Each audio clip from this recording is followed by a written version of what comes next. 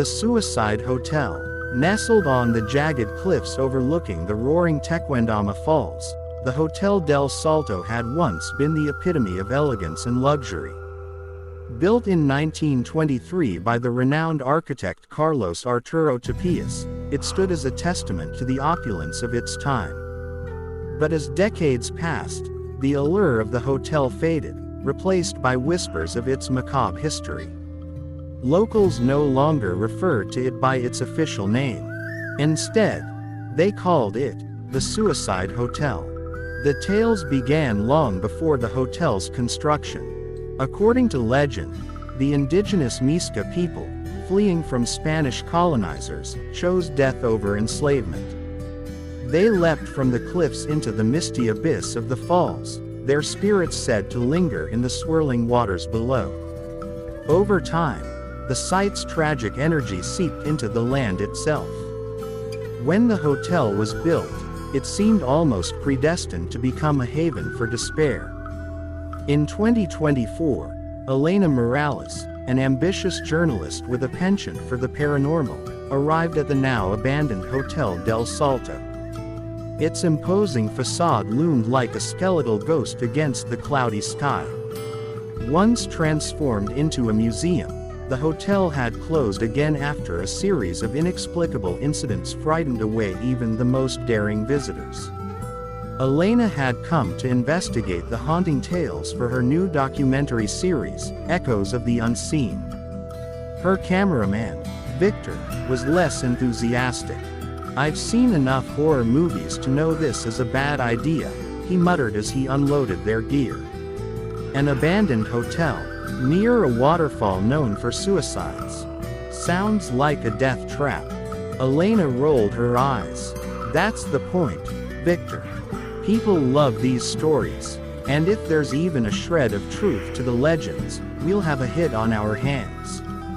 The air around the hotel was thick with moisture from the falls, carrying the faint scent of moss and decay. The structure itself was a haunting marvel. Its once pristine white walls were streaked with grime, and vines snaked their way up the crumbling stone. Windows stared out like hollow eyes, some shattered, others clouded with age. Yet, amidst the ruin, the building retained an eerie beauty, as if it refused to let time erase its grandeur. Inside, the air was colder than it should have been, with drafts whispering through the empty halls. Dust coated every surface, and the faint echo of their footsteps seemed to linger longer than it should. As Victor set up the cameras in the grand ballroom, Elena explored the upper floors, her flashlight slicing through the darkness. She paused in one of the guest rooms, its furniture shrouded in white sheets. On the bedside table lay an old guest book.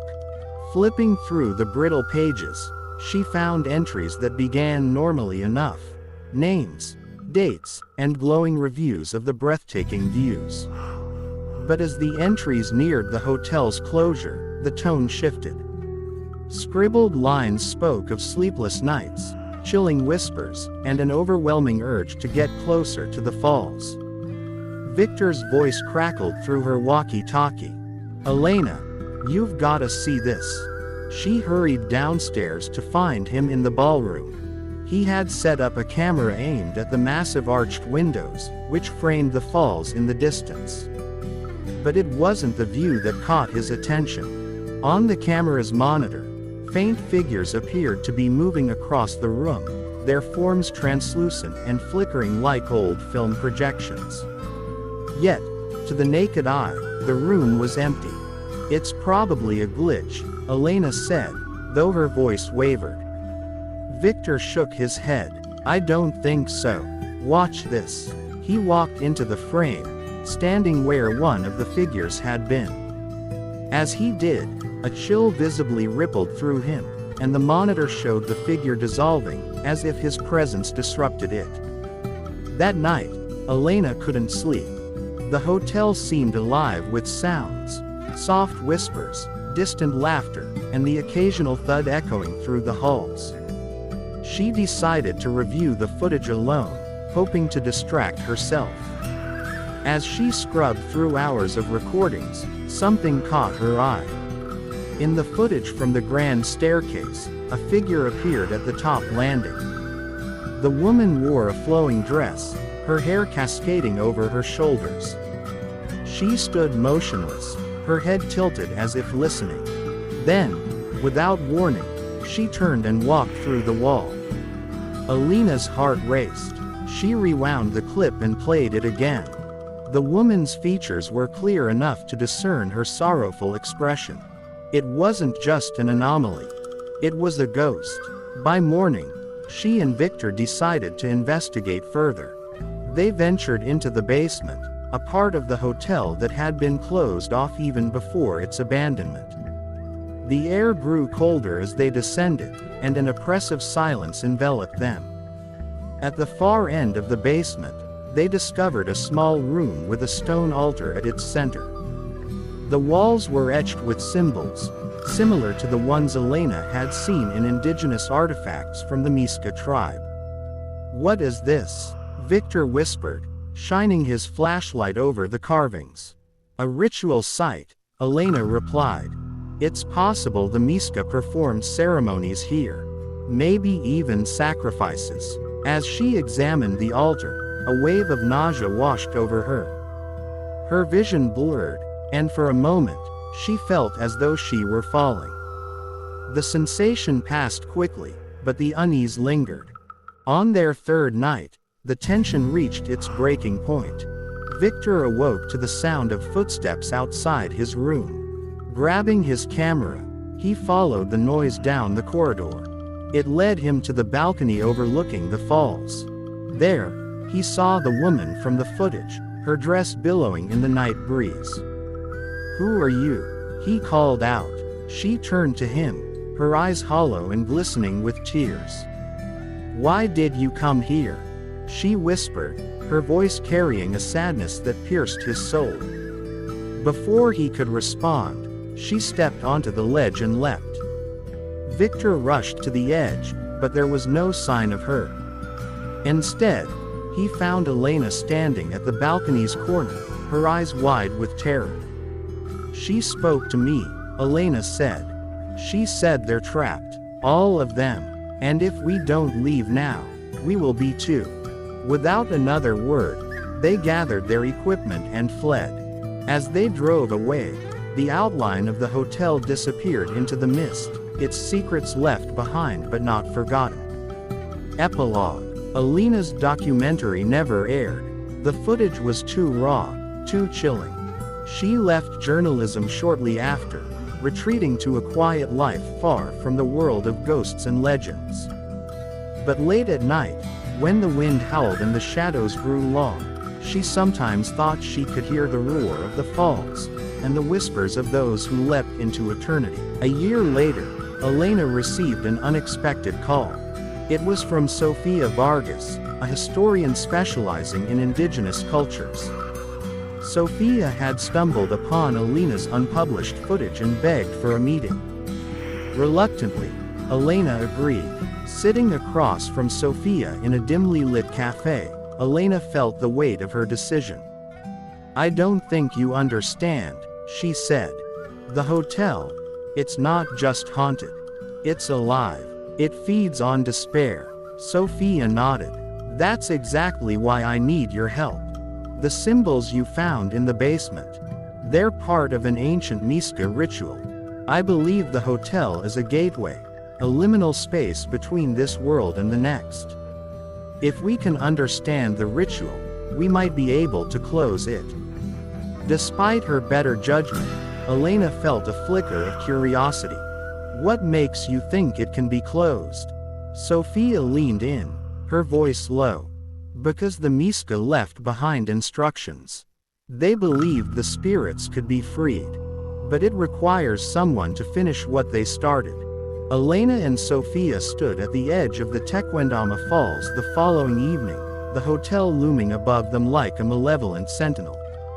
Armed with the knowledge Sofia had pieced together from ancient texts, they carried ritual objects, candles, herbs, and a ceremonial dagger.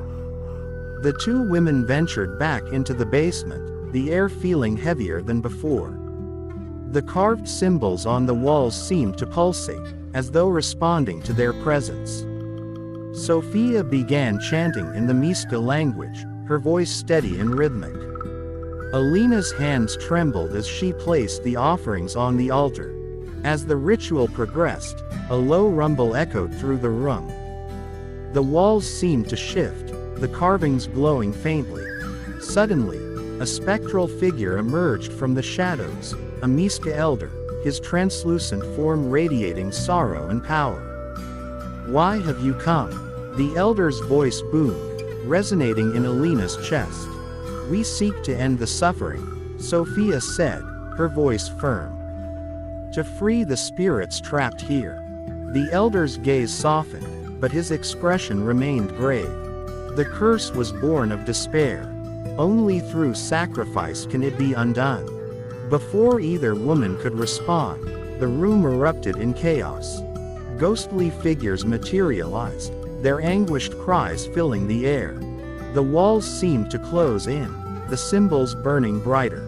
Elena grabbed Sophia's hand, their determination unwavering despite the terror surrounding them. "What do we do?" Elena shouted over the cacophony. Sophia hesitated for a moment before handing Elena the ceremonial dagger. "You must finish the ritual. Trust your instincts." With trembling hands, Elena stepped forward. She plunged the dagger into the center of the altar, a blinding light erupting from the stone. The spirits' cries turned into sighs of relief as they dissolved into the light, their forms ascending through the ceiling. The elder nodded once before fading away, his expression one of gratitude. The room fell silent, the oppressive weight lifted, replaced by a serene stillness. Sophia and Elena exchanged a glance, their breaths heavy but their resolve intact. As they emerged from the basement, the first rays of dawn broke through the mist. The hotel stood quiet and still, its dark energy finally dissipated. For the first time in centuries, the Tequendama Falls roared with untainted beauty, free of the sorrow that had haunted it for so long. Months after their harrowing encounter, Elena and Sophia's lives had irrevocably changed. Elena, though still haunted by vivid dreams of the hotel, had found a semblance of peace in her newfound purpose, documenting and preserving the stories of forgotten cultures. Sophia continued her research, becoming a voice of authority on the Miska people and their rituals. Yet both women knew their journey with the hotel had left a permanent mark.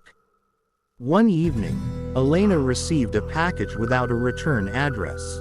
Inside was a small, intricately carved stone, one she recognized immediately.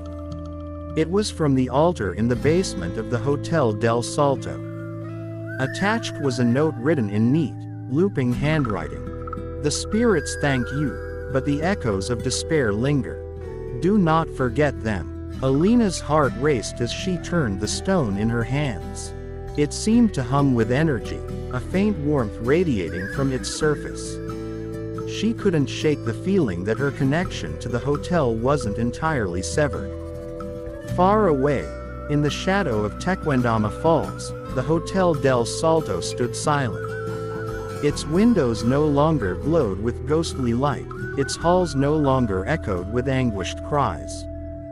But deep within its walls, a faint whisper persisted, a reminder that some places never truly let go of their past.